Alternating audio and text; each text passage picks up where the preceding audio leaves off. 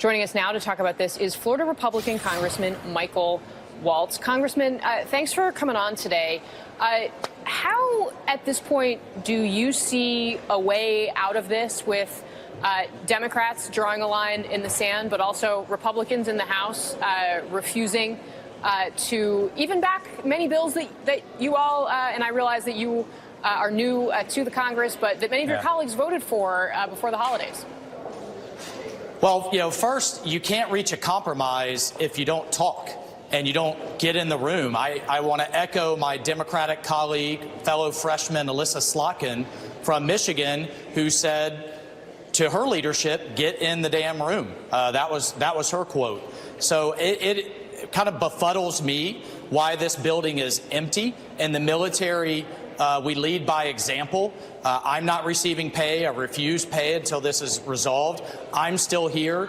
The speaker sets the schedule, and everybody basically kind of took off earlier this afternoon, which really surprised me. I would expect that we'd all stay here, stay through the weekend, stay through next week, hammer this out, get it resolved, come to a compromise, and reopen the government. And, it surprises me that there's not more of a willingness to get for that to happen, frankly. Well, with all due respect, sir, when Republicans still controlled the House chamber through the holidays, they didn't keep members around here through those weekends either. Well, they should have. I mean, they should have. Fair enough. Bottom line, but I thought the president made a big step over the weekend in what he offered in basically border security.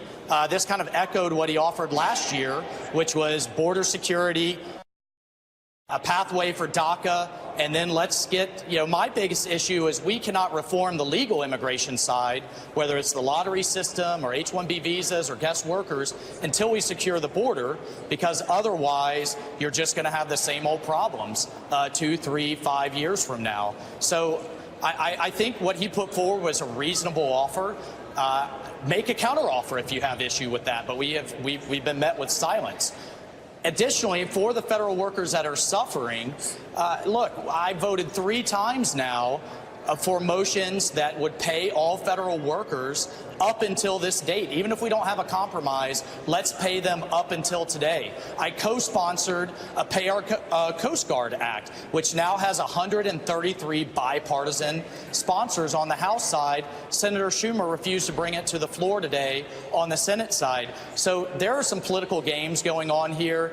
This is serious. We need a secure border. We need to reform our immigration system. Right. We need to reopen the government. And I'm standing here in an empty building ready to do that. You keep talking about border security, and we've been reporting that Democrats are pulling together their proposal, and we're going to put some details of this on the screen for our viewers. It calls for at least $5.7 billion, which is, of course, the amount that the president has demanded, and possibly more for border security, including repairing existing fences as well as making updates and other changes. However, the one restriction that they're putting on it is they don't want to build the wall. So, sir, I don't hear you saying that the wall is necessary to have border security. Do you believe that our border can be secured without the wall that the president is talking about? Yeah, look, I think we're getting bogged down in rhetoric here. We are not going to build, the Great Wall of China or the Great Wall of America, some massive concrete structure from sea to shining sea. Parts of the Texas border look like the Grand Canyon. The president was very careful in his language over the weekend where he said steel structures, slats, barriers, whatever you want to call them, in strategic locations where Border Patrol is asking for them. I thought that was pretty reasonable language on his part and an important shift. So fine, call it what you want to call it, add those additional components, let's cut a deal, let's move forward. So you, just to underscore, you do not think a wall, as the president campaigned on it, is a reason to shut the government down? Well, I think the wall has become a symbol on both sides for a lot of things. It is important to secure our border. It is important to put barriers in place where they work, and it's important to put technology, guards, heck, additional judges to treat asylum claims.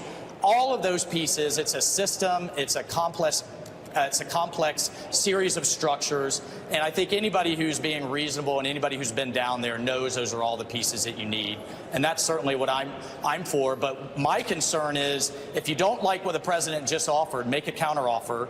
Let's cut a deal and let's reopen the government. Let's get this resolved. This is ridiculous.